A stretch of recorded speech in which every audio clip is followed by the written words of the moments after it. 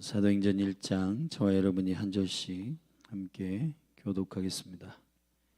데오빌로여, 내가 먼저 쓴 글에는 무릇 예수의 행하시며 가르치시기를 시작하심부터 그의 택하신 사도들에게 성령으로 명하시고 승천하신 날까지 이를 기록하였노라. 해 받으신 후에 또한 저희에게 확실한 많은 증거로 친히 사심을 나타내사 40일 동안 저희에게 보이시며 하나님 나라와 나라의 일을 말씀하시니라. 사도와 같이 모이사 저에게 분부하여 가라사대 예루살렘을 떠나지 말고 내게 들은 바 아버지의 약속하신 것을 기다리라. 요한은 물로 세례를 베풀었으나 너희는 몇 날이 못되어 성령으로 세례를 받으리라 하셨느니라. 저희가 모였을 때 예수께 묻자와 가로되 주께서 이스라엘 나라를 회복하심이 이때이니까 니 가라사대 때와 기한은 아버지께서 자기의 권한에 두셨으니 너희의 알 바 아니요 오직 성령이 너희에게 임하시면 너희가 권능을 받고 예루살렘과 온 유대와 사마리아와 땅끝까지 이르러 내 증인이 되리라 하시니라. 이 말씀을 마치시고 저희의 보는 데서 올리워 가시니 구름이 저를 가리워 보이지 않게 하더라. 올라가실 때 제자들이 자세히 하늘을 쳐다보고 있는데 흰옷 입은 두 사람이 저희 곁에 서서 가로되 갈릴리 사람들아, 어찌하여 서서 하늘을 쳐다보느냐? 너희 가운데서 하늘로 올리우신 이 예수는 하늘로 가심을 본 그대로 오시리라 하였느니라. 제자들이 감람원이라 하는 산으로부터 예루살렘에 돌아오니 이 산은 예루살렘에서 가까워 안식일에 가기 알맞은 길이라.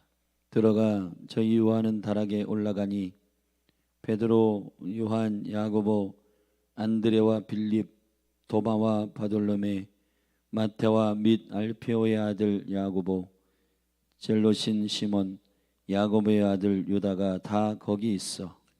여자들과 예수의 모친 마리아와 예수의 아우들로 더불어 마음을 같이하여 전혀 기도에 힘쓰니라. 모인 무리의 수가 한 120명이나 되었더라. 그때에 베드로가 그 형제 가운데 일어서서 가로되 형제들아, 성령이 다윗의 입을 의탁하사 예수 잡는 자들을 지로한 가리켜 미리 말씀하신 성경이 응하였으니 마땅하도다. 이 사람이 본래 우리 수 가운데 참여하여 이 직무의 한 부분을 맡았던 자라. 이 사람이 불의의 삭스로 밭을 사고 후에 몸이 곤두벅질하여 배가 터져 창자가 다 흘러 나온지라. 이 일이 예루살렘에 사는 모든 사람에게 알게 되어 본 방언에 그 밭을 이르되 아켈라마라 하니 이는 피밭이라는 뜻이라. 시편에 기록하였으되 그의 거처로 황폐하게 하시며 거기 거하는 자가 없게 하소서 하였고 또 일렀으되 그 직분을 타인이 취하게 하소서 하였도다. 이러하므로 요한의 세례로부터 우리가 가운데서 올리워 가신 날까지 주 예수께서 우리 가운데 출입하실 때에 항상 우리와 함께 다니던 사람 중에 하나를 세워 우리로 더불어 예수의 부활하심을 증거할 사람이 되게 하여야 하리라 하거늘 저희가 두 사람을 천하니 하나는 바사바라고도 하고 별명은 유스도라고도 하는 요셉이요 하나는 matti아라. 저희가 기도하여 가로되 뭇 사람의 마음을 아시는 주여 이 두 사람 중에 누가 주의 택하신 바 되어 봉사와 및 사도의 직무를 대신할 자를 보이시옵소서. 유다는 이를 버리옵고 제 곳으로 갔나이다 하고 제비 뽑아 마띠아를 얻으니 저가 11사도의 수에 가입하니라. 아멘. 아멘. 자, 오늘부터 우리는 하나님의 뜻을 이루는 전략적 성령 행전인 사도행전을 함께 나눕니다.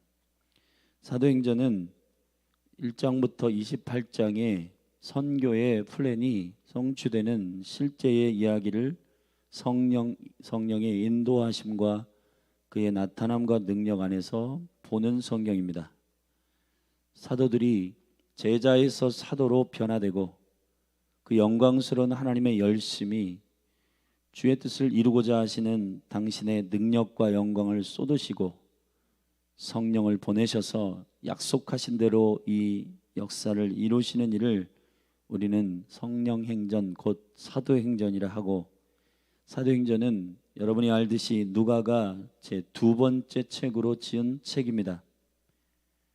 그래서 사도행전 1장부터 7장까지 예루살렘에서, 8장부터는 이제 스데반의 순교 이후에 일곱 집사 중 빌립의 사마리아 땅의 선교가, 그리고 9장부터는 사울을 바울 되게 한 회심의 역사를 통하여 바울의 1차, 2차, 3차 전도 여행을 통한 바울의 순교하기 직전까지의 그를 로마로 호송하는 과정들을 설명하므로, 그 과정이 죄인의 이송의 지루한 호송이 아니라 한 사도가 복음에 매여 하나님의 거룩한 경륜 가운데서 그 영광스러운 주의 뜻을 이루는 그 실질적인 순종의 역사를 기록한 성경입니다. 사도행전은 크게는 앞에 유대인들의 전도와 뒤에 이방과 열방을 구원하시는 주님의 역사가 기록되어 있습니다. 사도행전 1장 8절, 우리가 읽은 오늘 1장에서 사도행전 전체 플랜이 나옵니다. 오직 성령이 너에게 임하시면 너희가 권능을 받고 예루살렘과 온 유대와 사마리아와 땅끝까지 이르러 내 증인이 되리라 하시니라. 할렐루야. 이것이 실제로 성취되는 성경입니다. 우리는 이 사도행전이야말로 성령께서 가장 우리 가운데 오신 이유를 설명하고 있는 부분이라고 믿습니다. 그리고 사도행전에 깊이 숨어있는 교회의 교회다움의 깊은 계시는 교회의 유형에 대해서 설명하고 있는 부분입니다. 1장부터 7장 안에서 예루살렘 교회에 대한 설명은 예루살렘 교회가 가지고 있는 모이는 교회의 원형입니다. 성도의 교제, 떡을 떼는 코이노니아, 그리고 말씀과 묵상과 기도에 전무하는 영성, 그리고 이제 후반부에는 선교하는 교회로서의 안디옥 교회의 플랜이 나오는데, 자세히 읽다 보면은 그 안에는 바울이 1차, 2차, 3차 선교 여행을 끝내고 마지막에 바울이 복음을 위하여 순교하는 여정까지 순교하는 교회로서의 권능이 선교하는 교회의 마지막에 그 선교하는 교회가 순교하는 교회로 전환되는 역사를 사도행전은 설명하고 있습니다.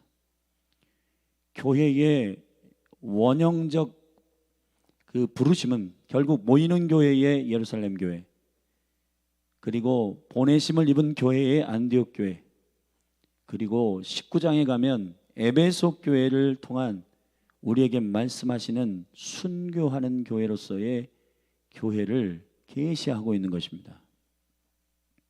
오늘 우리는 그 여정의 시작으로서 1장을 읽었는데, 1장은 예수 그리스도께서 죽으시고 부활하신 이후 40일 동안 제자들을 신방하시고 그 주옥과 같은 휴가의 시즌을, 하나님의 나라의 일들을 다시 제자들에게 각인시키는 신방을 하였다. 이 신방을 통해서 제자들이 하나님의 성령의 약속들을 다시 기다리도록 마음을 모아주셨고, 그가 승천하시는 일을 통하여서 무엇이 그 제자들이 가져야 할 삶의 목표인지를 분명하게 다시 한번 강조하시는 신방이 바로 40일 동안의 주님의 부활 이후의 신방이었습니다. 그 신방 이후 이제 주님이 승천하신 이후에 갈릴리 사람들아 어찌하여 이 황홀한 나의 승천의 모습만 보느냐 하고 천사들이 너희들의 삶의 정황으로 돌아가라, 그리고 약속하신 성령을 기다리라 해서 이들이 한 것이 두 가지입니다. 하나는 모여 기도에 저녁 기도에 힘썼고, 또 하나는 11명으로 한 명이 누락되어 있는 사도의 숫자를 채우는 것이었습니다. 그래서 2장의 오순절에 강력한 하나님의 킹덤의 확장이 되는 그 절기의 시즌의 시작 이전에 교회는 무엇을 준비하는가? 교회는 예수 그리스도께서 강조하신 그분의 킹덤에 대한 그 초점, 그 핵심적 초점이 무엇인지를 정확하게 들었고, 그 영광을 그대로 받아내기 위하여 두 가지를 하였습니다. 하나는 기도고, 하나는 12이라고 하는 사도적 통치적 수를 맞추는 것이었어요. 이것이 왜 중요한가? 이제부터 설명하겠습니다. 먼저 1절부터 5절까지 말씀해 보면은 주님이 살아 있을 때에 3년 반 동안 제자들과 함께 행하였던 모든 여정의 목적이 들어있는 누가복음 첫 번째 책에 요약이 들어 있습니다. 데오빌로여, 내가 먼저 쓴 글에는 무릇 예수의 행하시며 가르치시기를 시작하심부터 그의 택하신 사도들에게 성령으로 명하시고 승천하신 날까지의 일을 기록하였노라. 이게 누가복음입니다.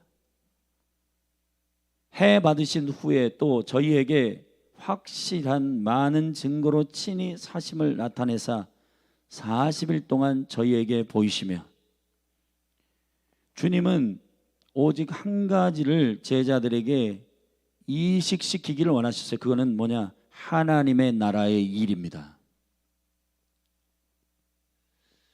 예수님께서 집중하신 매우 중요한 그분의 30년의 사생활 이후에 3년 반의 생활은 한 가지입니다. 그게 뭐냐? 사도를 세우는 것이었습니다. 제자들을 세우는 것이었습니다. 심플하게 얘기하면 제자들은 배우는 자들이고, 많은 천방지축 그리고 어리버리한 그들을 어떻게 사도로 만드냐? 그건 주님께서 그 사도적 보내심을 입은 자들의 온전한 순종에 대한 그 하늘의 마인드를 그들에게 가르치기를 원했고 훈련하기를 원하셨습니다. 교회를 향한 주님의 거룩한 비전은 제자들이 일어나는 것입니다. 정직하게 우리가 우리를 돌아볼 때 우리가 참 애매하게 신앙생활을 할 때가 많습니다.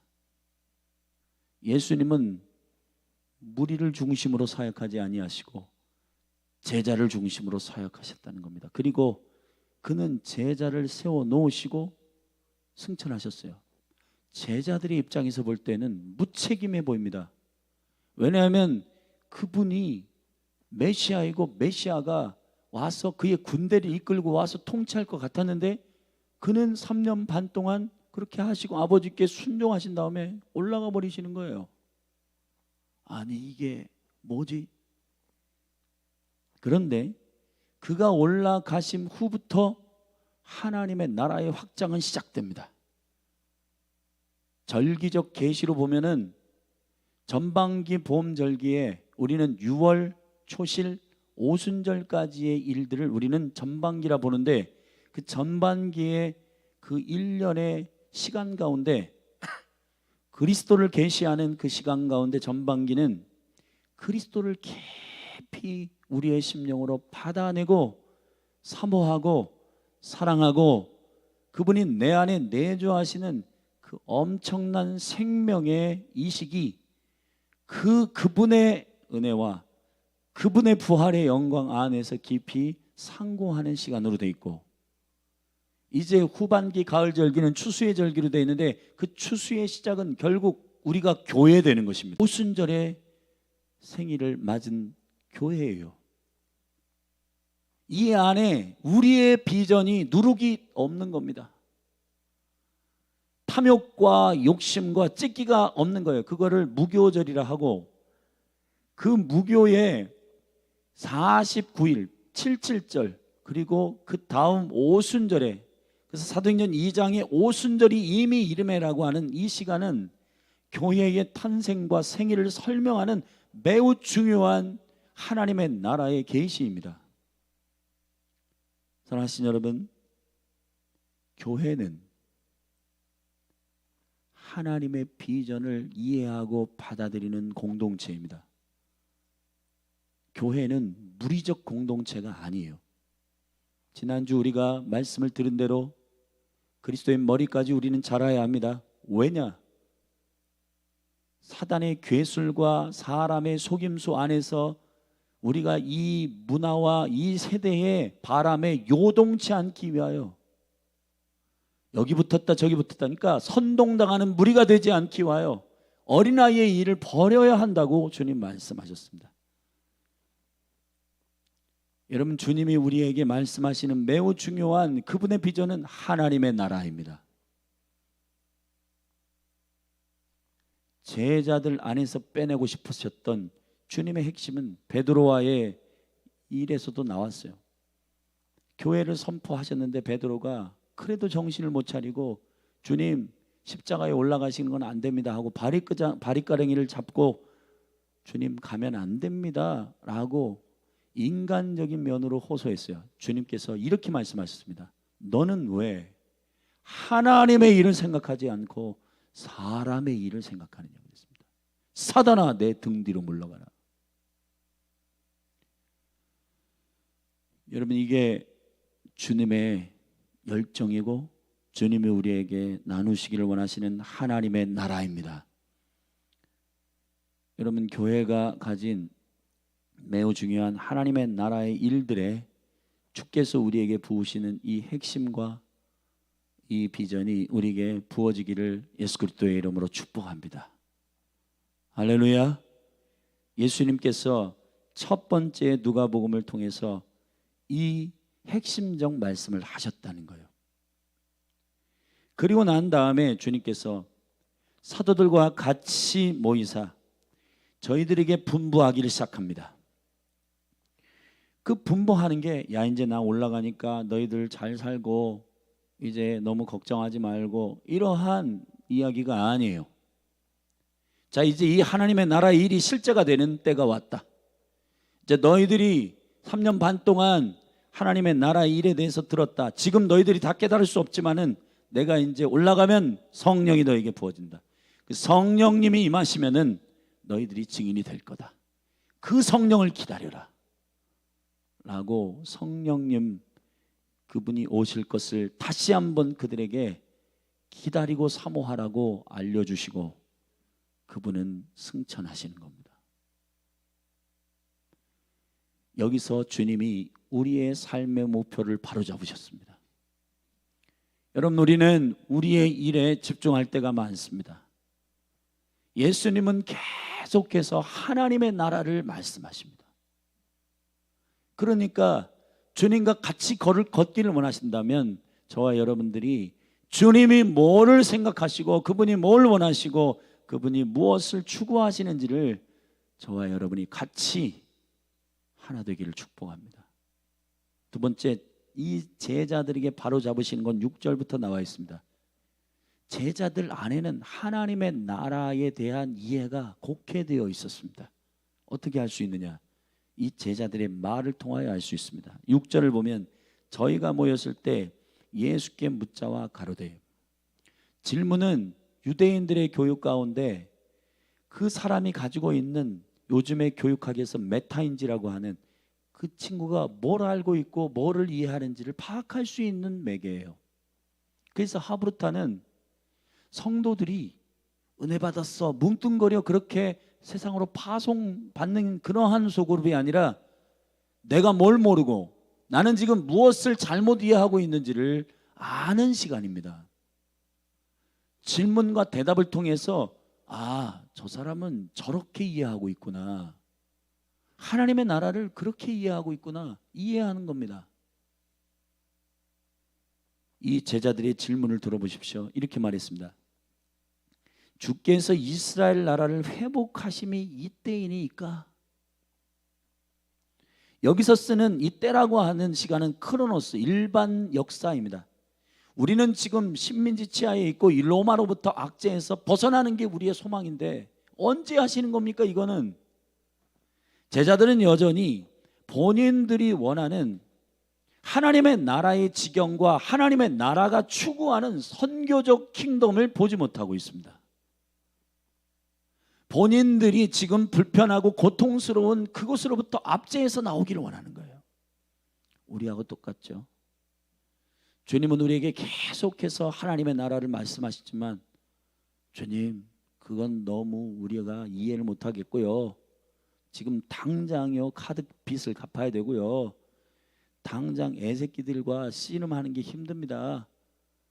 남편하고 아내하고 그런 게 힘듭니다. 근데 무슨 킹덤 그런 거 별 우리에게는 와닿지 않습니다. 그럼 비슷한 내용 같아요. 주님이 이렇게 말씀하셨습니다. 그때와 기한은 아버지께서 자기의 권한에 두셨으니 너희의 알 바가 아니요. 이 제자들이 가지고 있는 그 초점이 잘못됐다든지 악하다든지 라고 말씀하시지는 않았어요. 그 때와 기한, 여기서의 때는 크로노스고 기한, 예수님께서 여기서 덧붙이시는 것은 기한입니다. 크로노스가 아니라 카이로스. 너희들의 삶의 여정에서 너희들의 국가가 이 이스라엘이 진행하고 있는 이 역사도, 그리고 하나님께서 당신의 계획 가운데 카이로스의 하나님의 시간도 흘러가고 있다. 근데 그 주권은 우리에게 있지 않고 아버지 하나님께 있다. 할렐루야. 이 거룩한 역사를 이루시는 그 하나님의 계획 안에 우리가 들어가는 것이 마땅하다. 주님을 너희의 크로노스 시간에 불러 제껴서 그분이 그 삶의 문제만 해결하는 너희의 집에 집사가 되게 하지 말고 그분의 계획이 있으시다. 그분의 주권 안에 우리가 들어가는 것이 순서가 아니냐, 이 말씀하시는 거예요. 쉽게 얘기하면. 여러분, 저와 여러분의 삶이 큽니까? 하나님이 크십니까? 대답하십시오. 우리가 하나님의 시간 안으로 들어가는 것이 그분의 주권을 인정하는 일일까요? 우리가 계획하여서 진행하는 그 일에 하나님을 초청하는 것이 하나님을 섬기는 신앙의 바른 태도일까요? 주님은 주님의 믿음을 가지고 신실하게 일하십니다. 아멘. 저 달과 해와 별의 태양계가 지금 움직이고 있는데 마음에 안 들어. 밤과 낮을 좀 바꿨으면 좋겠어. 자, 우리가 생각할 때 저거 바꾸세요 하나님, 그렇게 할 수 없는 겁니다. 주님은 창조하시고 그 창조하시는 질서와 그 영광 안에서 지금 운영하고 계십니다. 저와 여러분들도 똑같아요. 그분의 거룩한 경륜과 그분의 거룩한 이 온 인류를 향한, 온 세상을 향한, 우리 찬양했잖아요. 온 세상을 향한 아버지 하나님의 계획이 있으신데 그 계획을 우리가 축소하지 않게 되기를 축복합니다. 그 일을 위하여 우리를 깨우치시고 우리를 진리 가운데로 인도하시는 성령을 주시겠다고 약속하였으니 기다려라. 성령이 임하시면 어떻게 되는지 아느냐? 하나님의 계획이 성취된다. 온 유대와 사마리아와 땅끝까지 이르러 너희의 정체성은 증인이 되는 것이다. 할렐루야. 증인은 말투스란 말입니다. 말투스는 두 가지의 큰 뜻을 갖고 있어요. 첫째, 목격자라는 뜻이고 둘째, 순교자라는 뜻입니다. 결국은 주님을 경험하는 자, 주님을 만난 사람, 주님을 인격적으로 그 영광을 경험한 사람이 증인되고, 성령의 최초의 역사는 주를 그리스도라고 고백하게 하는 능력입니다. 자, 거듭난 사람들은 목격자가 됩니다. 바울은 예수님과 함께 훈련받지 않았어요. 그런데 그가 다메섹 도상에서 그리스도를 보았습니다. 지금도 여러분 안에 12시 정오의 태양빛보다 더 밝으신 빛이신 예수님을 만날 수 있는 영광은 여러분이 예수 그리스도를 영접할 때 그분을 목격합니다. 아멘. 그분을 만납니다. 그것이 증인의 시작이에요. 그리고 그 증인의 끝은 제가 주일날 여러분과 나눴지만은 팔복의 마지막 끝의 복은 복음을 위하여 의를 위하여 핍박을 받는 것이고 5, 6, 7개의 인 중에 5번째 인을 떼시는 순교자의 수가 차는 일은 지금 저와 여러분의 시즌 가운데 복음이 순교가 아니면 전달되지 않는 영광스러운 시대에 살고 있는데 이 증인들이 가지고 있는 과격한 복음의 가치, 그것이 교회에게 요청하시는 주님의 역사입니다. 결국은 기도의 집을 일으키시는 주님의 핵심은 원띵, 다시 말하면 나의 삶에 함몰되어 있는 영혼들이 아니라 하나님의 나라의 일을 완성하기 위하여 나의 삶은 어느 지점에 나의 삶이 주님의 나라를 위하여 역할을 할 것인가에 대하여 깊이 헌신하는 주의 증인들이 이 시대에 일어나야 한다는 겁니다. 그거는 주님을 사랑하는 그 일이 나의 생명보다 귀하고, 우리 찬양하잖아요. 주의 인자하심이 생명보다 귀하다. 할렐루야. 알고 찬양하셔야 되는 겁니다. 감성적으로 주님 너무 좋아요, 그런 정도가 아니에요. 그거는 아가서 2장의 수준입니다. 아가서는 8장까지 있어요. 여러분, 신부가, 교회가 성숙하게 되는 것은 침실에서 주님과 주님 너무너무 좋아요, 행복해요, 그게 끝이 아니에요. 신부야, 어여쁜 자야, 일어나라, 일어나라, 나와 함께 가자. 이게 그냥 달달한 로맨스라고 생각하십니까? 낭떠러지로 다니고 저기 죽이기 혈안이 되어 있는 사자굴에 복음을 들고 들어가는 그 강력한 교회, 모이는 교회, 선교하는 교회, 선교하는 교회의 마지막 엔타임의 끝은 결국 순교하는 교회입니다. 순교하는 교회는 누구냐? 고집 있어서 하는 게 아니에요. 예수님이 전부라고 느끼는 교회만 할 수 있는 겁니다. 그건 어떻게 가능한가? 우리의 삶의 비전을 바꾸지 않으면 안 된다.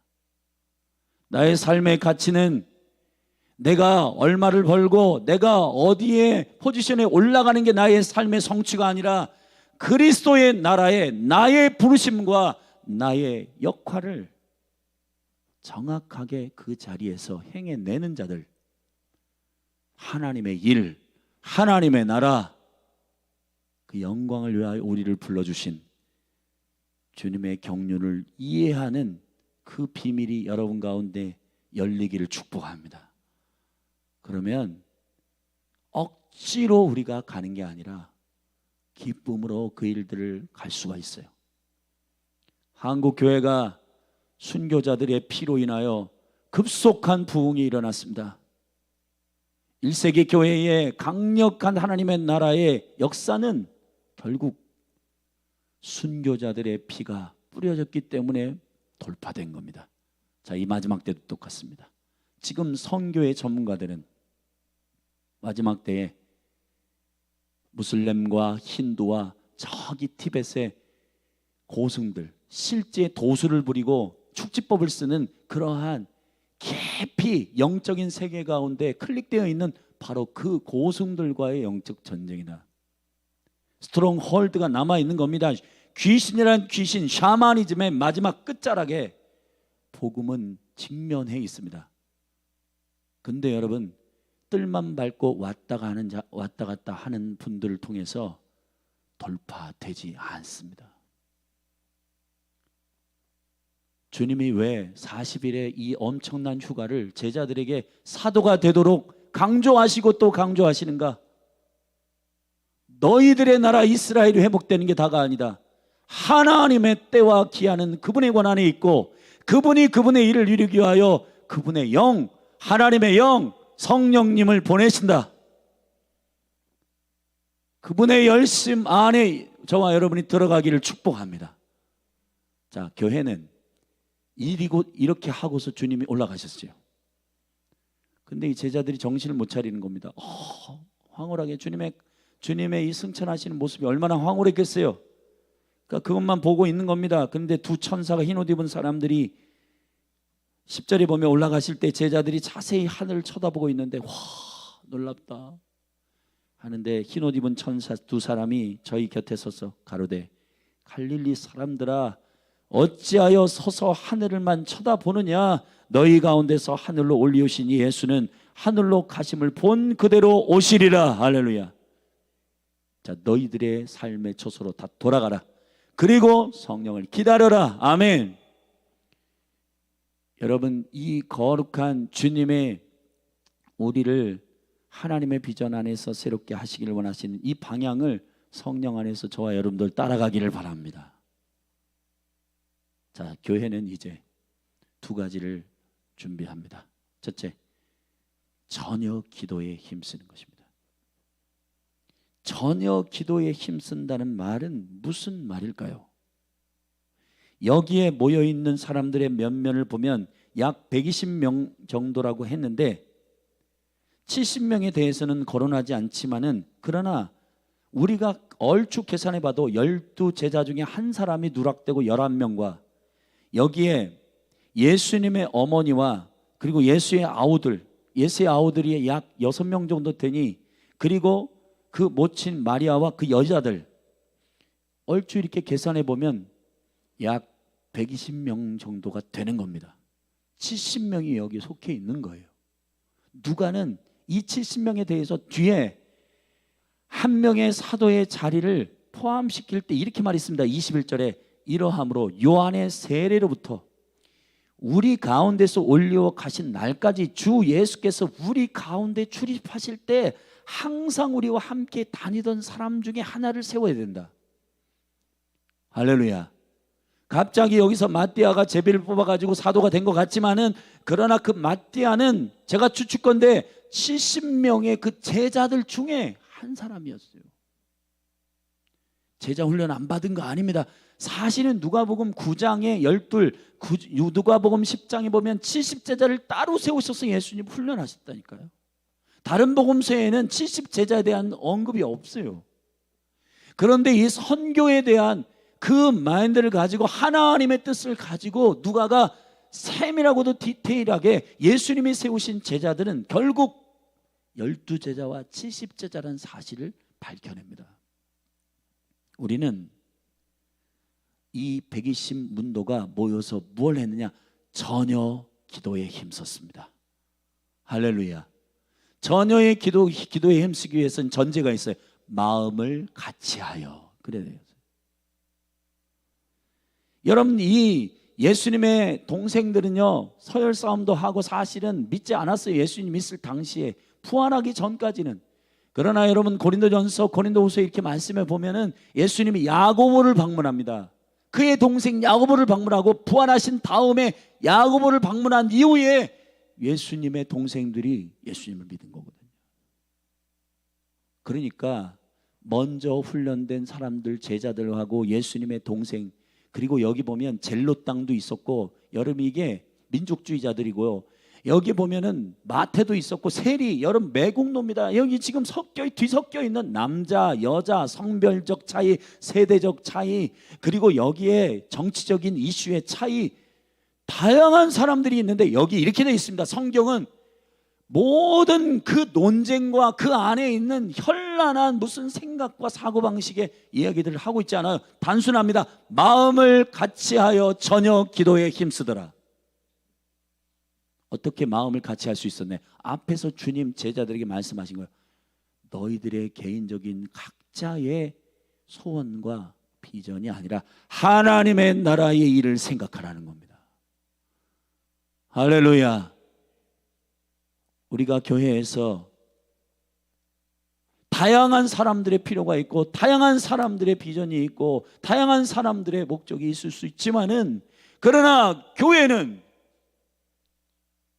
성령이 우리에게 임하여 하나님의 계획이 어디에 있는지를 집중하고 마음을 같이 하고, 할렐루야.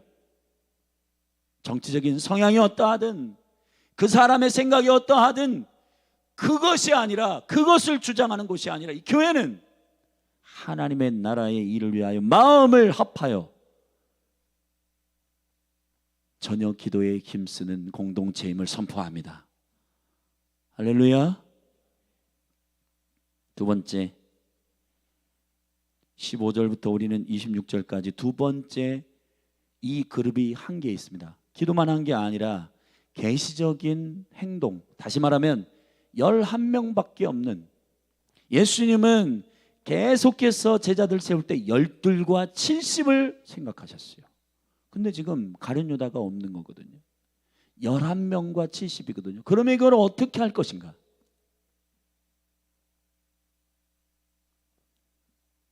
베드로가 벌떡 일어납니다. 기도하는 자들에게는 하나님의 마음을 깊이 이해하는 영성이 열립니다. 아멘. 베드로가 일어나서 이렇게 말합니다.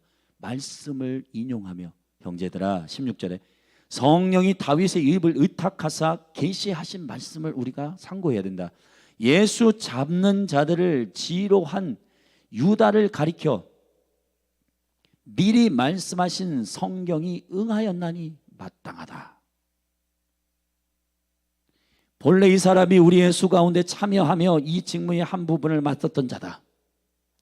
근데 이가 불의의 싹을 받고 몸이 곤두박질해서 배가 터져 창자가 되었다. 그것이 예루살렘의 한 부분이었던 아켈다마라고 하는 피밭이라는 뜻의 땅이 되었다. 저주의 땅이 되었고 이 땅이 됐다. 자, 이 한 사람이 누락됐다. 그러면 하나님의 킹덤, 하나님의 나라가 완성되기 위해서 주님이 이 땅에서 하고자 하셨던 12제자와 70제자의 그 수를 우리는 가득 채워야 하지 않느냐. 12 사도 중에 한 사람이 자리가 비었다. 자, 이 12 통치적인 하나님의 나라를 시작하기 위해 그릇을 준비하자. 11명이 아니라 12명이 돼야지 않겠냐.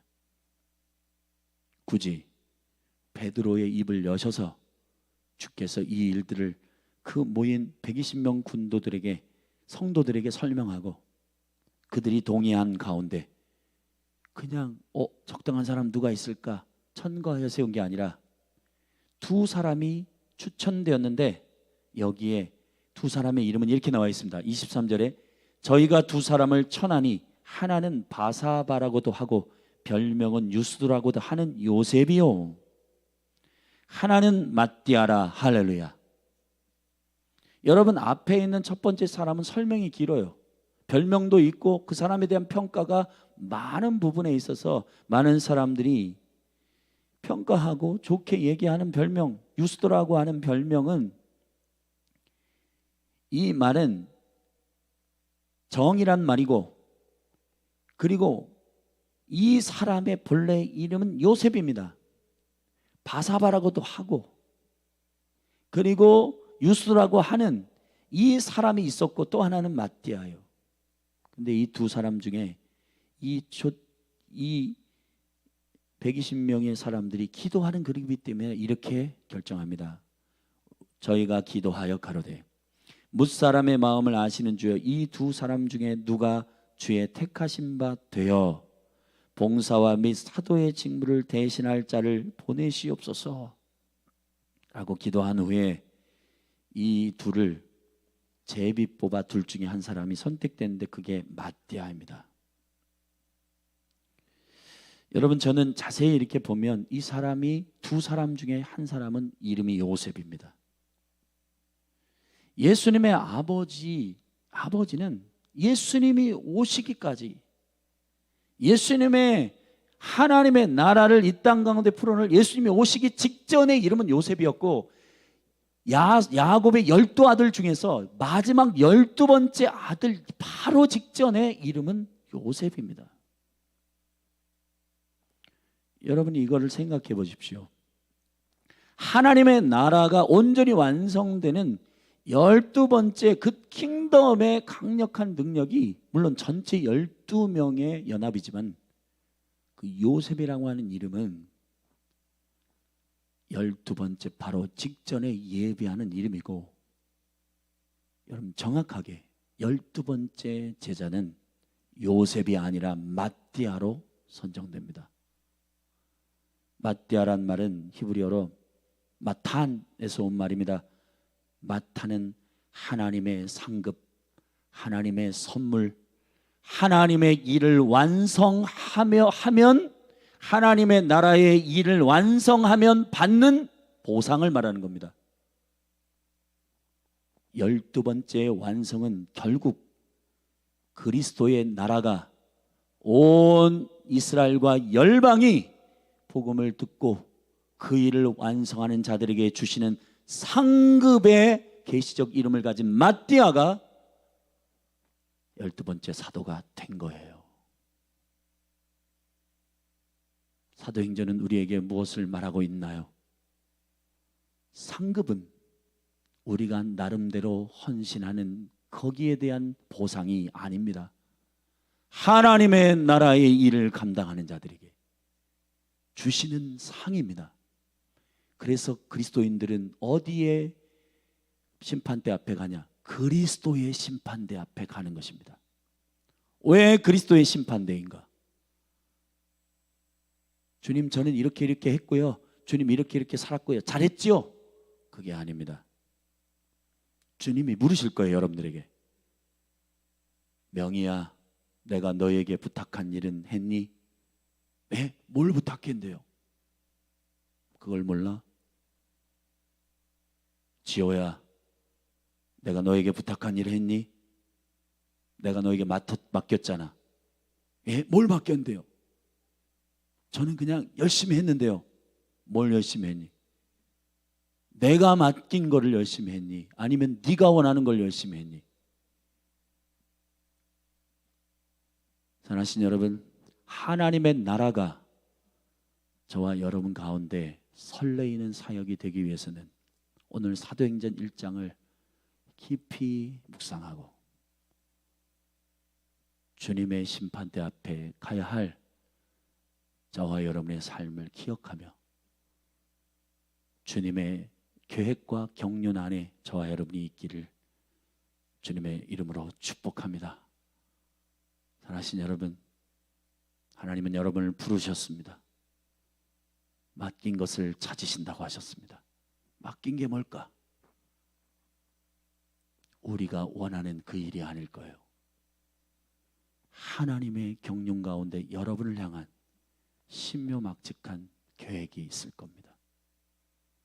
그 일을 찾아내십시다.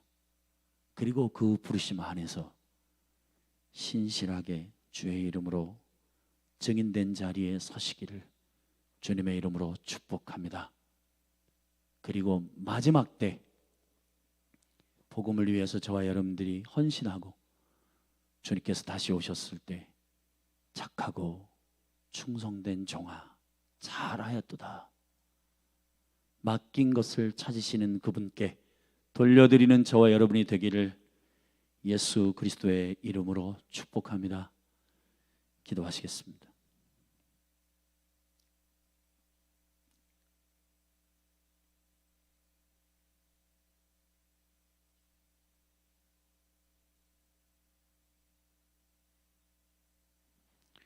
우리 사도행전을 시작하는 시간인데 죄송하지만 자리에서 좀 일어나십시다. 일어나셔서 우리 함께 주님의 얼굴을 구하며 기도하셨으면 좋겠습니다.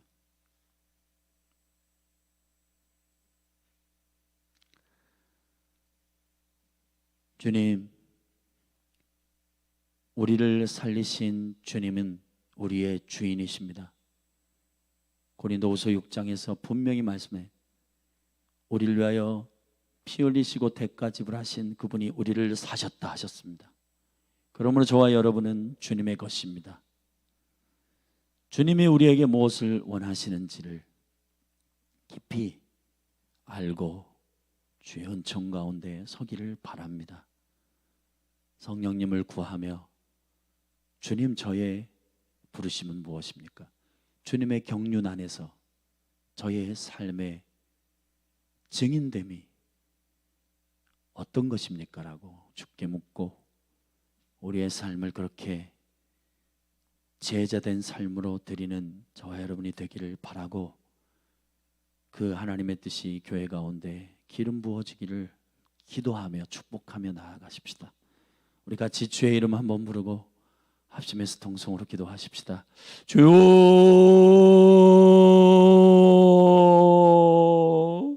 하나님 아버지, 이 시간 믿음으로 기도합니다. 우리의 마음이 이 사도행전 1장 안에서 깊은 성령의 도전이 있게 하여 주시옵소서.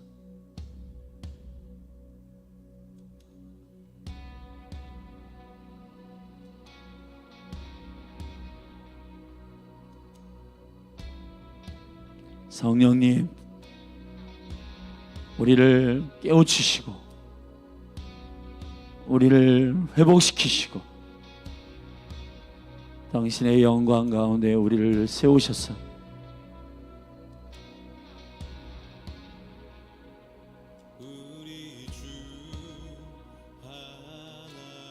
우리의 삶을 주님의 주권 안에 온전히 순복하는 삶으로 전환케 하소서.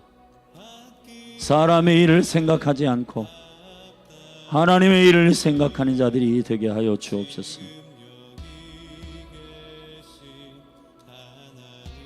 주님의 나라의 경륜과 그 거룩한 계획 가운데 있기를 원합니다. 주여,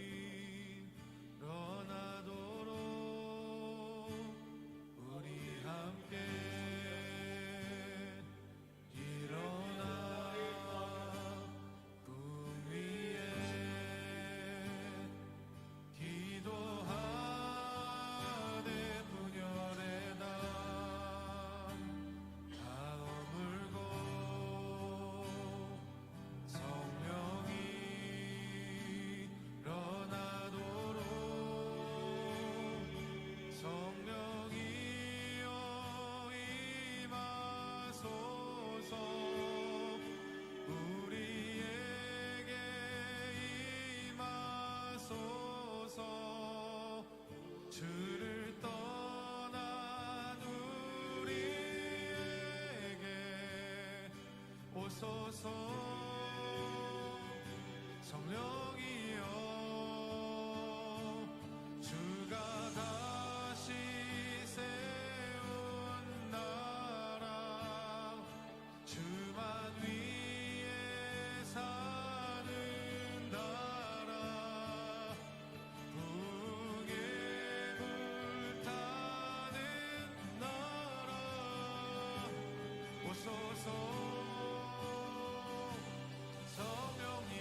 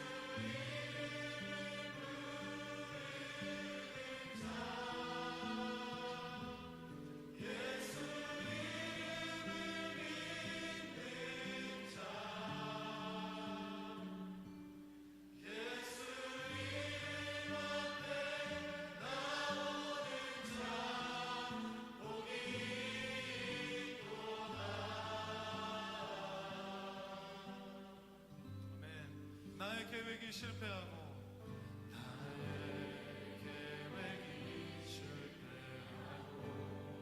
나의 소망이 끊어졌을지라도